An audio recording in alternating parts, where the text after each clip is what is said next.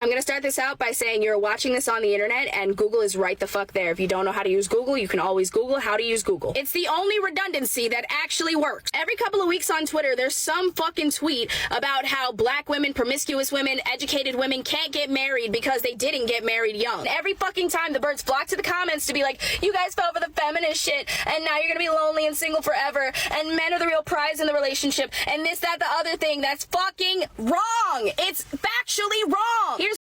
You know, guys, I can't possibly imagine why this woman must be single. But you know what, guys? She's absolutely correct. You can go out there, you can get married if you are a womanist, if you are 30 plus years of age, and if you are crazy, you can go out there and you can get married. But guess what? It is typically not going to be to the man that you want, because the men that you want are self-respecting and are not interested in marrying crazy women who scream in their cars. But what is going on, guys? It is Taylor the Fiend back again with another response video. And on today's episode, guys, we are going to be kicking it off by breaking down a video clip from this woman right here. And we also have a very nice Reddit story lined up for you guys. So without further ado, gentlemen, let's just jump into the remainder of this woman's TikTok and then we'll continue with the episode. Here's what you're gonna Google: mental health and married men versus married women, life expectancy of married men versus married women, life quality of married men versus married women. Wow, it's almost like the statistics will reflect that women marry dudes who have better life quality and better mental health. It's absolutely hilarious, guys, when women cite this. They're like, oh, really? Marriages are bad for men? Well, how come men are healthier in marriages? How come men are more wealthy and are more successful in marriages? It's almost like women choose the dudes who are more successful to marry. I know that's astounding. I know that's absolutely crazy, but it always just blows my mind when women cite the statistic as if they aren't choosing dudes who can provide for a family, and that's the reason why those men are getting married in the first place. Like, that's the reason why the women select them. So it doesn't really make sense to me, but let's keep going. While you're at it, how about you Google divorce rates of people who marry young? You can also be Googling domestic abuse, marital rape statistics. You could be Googling what happens to the women who fight back against their domestic abusers. Because there's three options. They're beaten. I love, guys, I actually Googled, I'm not going to Google the remaining two because we've got to keep it PG here for YouTube, but she's actually correct, right? Apparently, couples who get married younger obviously have a higher rate of divorce. But let me ask you this, guys. You think that these 23-year-olds that are getting married at 23-year-old, do you think that their body count isn't through the damn roof? When people say you should get married young, yes, you should get married young. Okay, you shouldn't get married at all if you're a man, let's be clear. Okay, but if you're going to get married young. Get married to your high school sweetheart who doesn't have 3,000 bodies. But guess what? If you're marrying a girl who is 23 years of age in Western society, that marriage will not last at all. Because she's going to go out there, she's going to see other dudes show. So I'll give her that, guys, but she's totally missing the point and citing the wrong thing. Let's keep going. Back into submission, they're beaten to death, or they win, but they end up in prison. Did you know that the majority of women in prison are there for fighting back against their domestic abusers? Did you know that? He didn't go to jail for the entire 18 years. He was beating the shit out of her, but she goes to jail because she gets him back. And then every fucking time they try to provide a source, it always just circles back to that same thing that they just provided. If your source cites something else and then that something else cites the original source that you just gave me, that's not a source, that's not a site, that's not a fact. I refuse to believe that the majority of women in prisons are just there because of self-defense. You want to talk about no accountability, guys? I tell you what, the amount of girls that I have seen try and escape, accountability for their actions is just absolutely astounding to me. If you are in jail, you are not going to sit here and tell me that women are in jail simply because the majority of them were defending themselves. Absolutely not, guys. Right, and this is the reason, okay, if you have a girl sitting here screaming in her car, complaining about the fact that, oh, why do these people say that women aren't getting married or can't get married? It's because of this exact same behavior right here. Why on earth would a guy come along and marry a woman who's sitting here screaming? You know what, guys, I'm actually going to show you just a screenshot, actually not a screenshot, the screen of what her TikTok looks like. And I want you guys to tell me if you can just spot any red flags here. So let's take a look at this, right? Look at this. 140,000 followers, blah, blah, blah. Pink-haired womanist, obviously. And guys, I was talking to my editor about this, but women who have TikTok accounts, just people who use TikTok unironically, It's a seriously large red flag. I mean, how many videos have we got here from this woman? How many? Each row is 1, 2, 3, 4, 5, 6, 7, 8, 8, 16, 24, 32, 40, 48, 56. Like, guys, you expect a man to come along and get married to a woman who posts literally 8 times however many rows this thing has. Like, goodness gracious me, man. You know, and these are the women that are complaining about men not marrying them. It's like, of course men don't want to marry you. Of course men are not interested in relationships, okay? And it's not painted, the idea that all men are just terrible is just absolutely disgusting. Well, let's finish this video here so we can jump into the story. That is called an echo chamber. And then you got shit like this. How the fuck am I supposed to take you saying this? How am I supposed to take you saying this? Because what I'm reading is that you're a fucking pervert and you want a child. And then to make the claim that being more sexual dude, I swear to you, the girls who reach 30 years of age, they're the ones who get offended. Now, I'm not going to go back and read the statistic. I'll read it after the video, okay? But let me tell you this. When women start to throw out insults like, oh, you know, you just want to date a girl who's younger because, and then they'll call you insert slur that I can't particularly say here on YouTube. Typically, the reason why they're saying this is because they're jealous that the younger women are getting attention. Notice how it's never a problem when the 21-year-old is getting attention from the 30-year-old man. But when that 21-year-old becomes the 30-year-old woman, now she has a problem with it, right? Now it's all sorts of evil, it's manipulative, you're going for girls who are too young, whatever the case may be. But the reality of the situation is that she's complaining about it because she's no longer getting the attention. And I just want to highlight for you guys the hashtags that are applied to this video, okay? This woman has made this video and it says trigger warning, cis het mention. Now, if you don't know what cis het means, guys, I don't blame you. I wish I didn't even, like, it stands for, it's cis, so it's like straight dudes, essentially. Trigger warning, straight dudes mention is what she titles the video here. She's got hashtag they, them, so apparently she doesn't have a gender. She's written, so apparently she likes women. Interesting.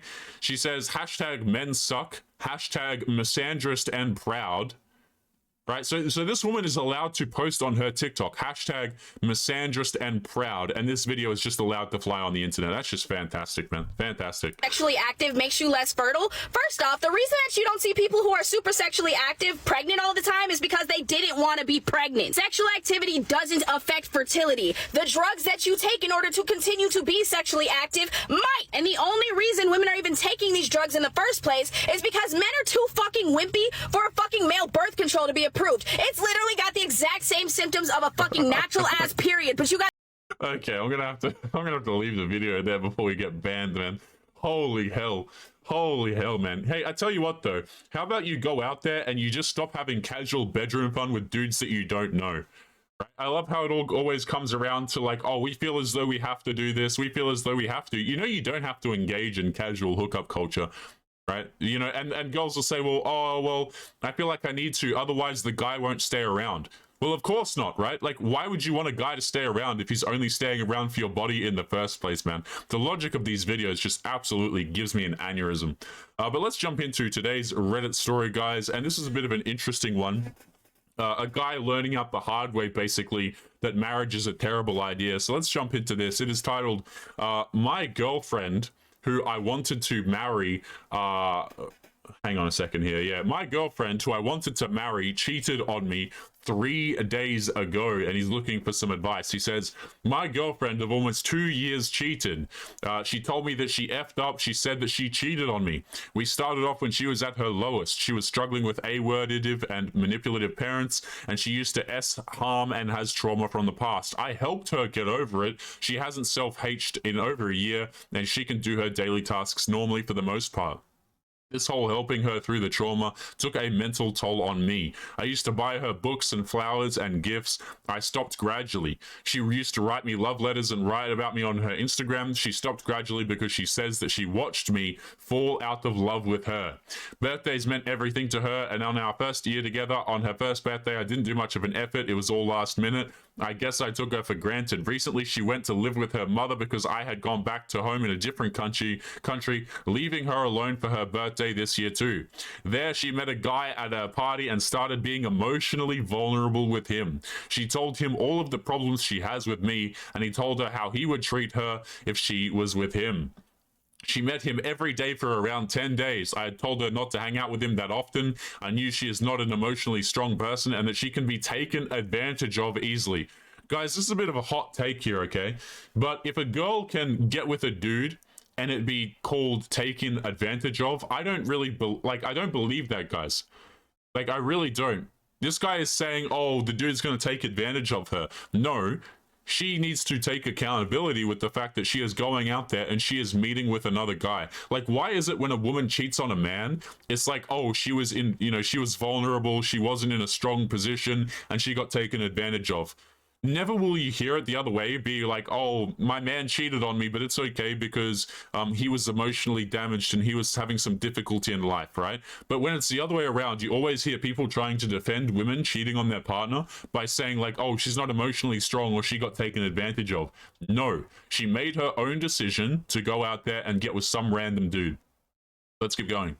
He says, I didn't tell her she was emotionally weak. I guess I should have. One day she was hanging out at a friend's place when I couldn't take the scared feeling anymore and called her. I told her I'm afraid that something will happen between her and him, and she assured me that he respects her enough and nothing would happen. After that, she got uncontrollably sad because of my call, and the guy suggested they go for a walk. After a walk, he suggested that they go to his place for a movie, and she agreed. Then he made out with her, even after her saying no. She asked him to go down, so he did, blah, blah, blah. Can't really read this here on YouTube. She said that she knew what was happening, but it was like her soul had left her body and she couldn't stop. She says they didn't have bedroom fun. Guys, I'm so sick of reading stories like these, okay? Where girls will go out there, they'll hang out with dudes, okay? One thing will lead to another. All of a sudden, she's at his house, and, like, girls will make up excuses like, oh, I was drinking at the time, or, like, I didn't, you know, I was emotionally vulnerable. She made a series of decisions that were conducive to cheating. Because guess what, guys? The cheating didn't start when she went over to his house and things started happening, okay? The cheating started when she was talking to him in the first place. Okay, she said that, you know, she was talking to him and he offered to treat her better. Look at this. She told him all of the problems that she had with me, and he told her how he would treat her if she was with him. So let me get this straight. This dude's girlfriend is out here talking to random dudes about their relationship problems, and he's suggesting that those two get together, and she's just accepting the conversation and continuing it as if it's not cheating. Like, guys, cheating is a series of decisions, okay? Cheating is not an accident. Cheating is not something that just happened and one thing led to another and it just slipped and then all of a sudden they were having bedroom fun. No, the woman made a series of decisions. She just doesn't want to take accountability for those decisions. Let's keep going. So she says they didn't have bedroom fun, which is a complete lie, by the way. I want to know if I should even consider forgiving her. The love had diminished from my side, but she shouldn't have cheated. I told her the one thing that would break me is her cheating. I still love her very much, and if I can get past that betrayal, I might consider being together. This man is a clown. I still need a break, though. You know what's pathetic? I forgave the cheating the second she told me because I know it didn't mean anything. I will never be able to forgive the betrayal. She chose the most. This guy just said he forgave it, and then he said he won't be able to forgive it. Interesting. She chose the most hurtful way of ending things with me. And yes, she chose it. It didn't just happen. She actively chose it. She hid the fact that she was talking to him about our problems, and he was saying those rom-com hollow things to her. The things which are so easy to say. I gave her my all for as long as I could. I wasn't the happiest, but I didn't go out chasing women behind her back. F her for doing this to me. I hope she realizes what she has done. You know, when dudes go through these situations, guys, and they sit there and say, oh, I might consider getting over it. I have no idea why men would even consider trying to get over these things. Cheating is not something that you get over. Your girlfriend cheating on you, your girlfriend doing all of these questionable things, disrespecting you. She's not your girlfriend. These are not things that you can get over and then just repair the relationship, because guess what, guys? If you repair, quote unquote repair, relationships with individuals who cheat on you or treat you like crap, they're just going to do it again, because all you've done is taught them that it's appropriate to hurt you in that way. So they're going to continue to do it even if you forgive them, even if you want to make things better. She doesn't give a crap at the end of the day. He says, I want to be honest, we both feel relieved, yet there is so much sadness in my heart it physically hurts all day and night, but a part of me is relieved now that there is no expectation for me to be a provider. We plan on being there for each other, we plan on being friends. This guy should not be friends with her. Like, I don't understand why men do this to themselves, man. I really don't get it. He says, I plan to be there for her too. We will have bedroom fun regularly and we will do stuff as non-attached people and friends with benefits. I know I will not be able to take her back yet. Maybe a few years down the line, I might consider it if it feels right and if she is in a better place mentally. Her parents are both cheaters. I think it's what she grew up with that caused this, and I think she would have done something to sabotage this sooner or later.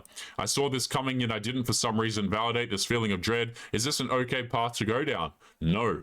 I can't be with her for at least a year until I heal, but still I would like to help her and I can't stop loving her. Guys, if you're a man who's ever been in this situation, right, the solution to this situation is you leave the girl for the streets where she belongs. It is not your responsibility to be her friend.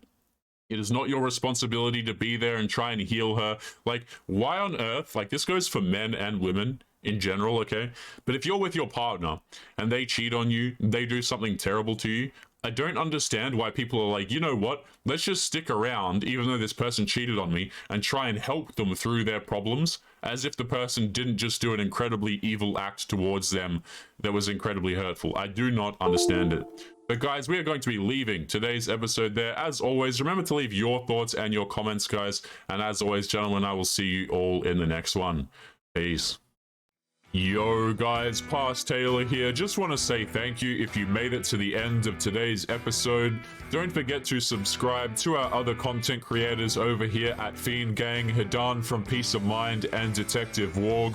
Their channels will be linked in the video description. They've been putting out consistent content for you guys to enjoy, so make sure that you go and show them some love. Their channels will be linked below. Also, guys, if you are interested in supporting the channel, make sure that you come and join us for free over on Locals or Patreon. On Locals and Patreon, you guys get access to archived video content that is no longer available here on YouTube. And supporters also get access to exclusive videos where we cover different kinds of topics that you won't see me talk about here on YouTube, because to be honest, YouTube just really doesn't like it. There's video topics such as how broken families are created and how men can avoid it, bad traits that men can have, the reason why women chase married men, etc. So if you're interested in supporting, make sure that you go and check that out. And lastly, guys, if you're interested in getting a character made like mine, be sure to hit up our artist at the Gecko Ninja. He is linked in the video description as well. He's been doing art for Fiend Gang for quite some time, so if his stuff interests you guys, make sure that you hit him up for a commission. As always, he will be linked below the video. But with all that being said, guys, make sure that you take care of yourselves, and I will see you all in the next one, for real this time. Peace.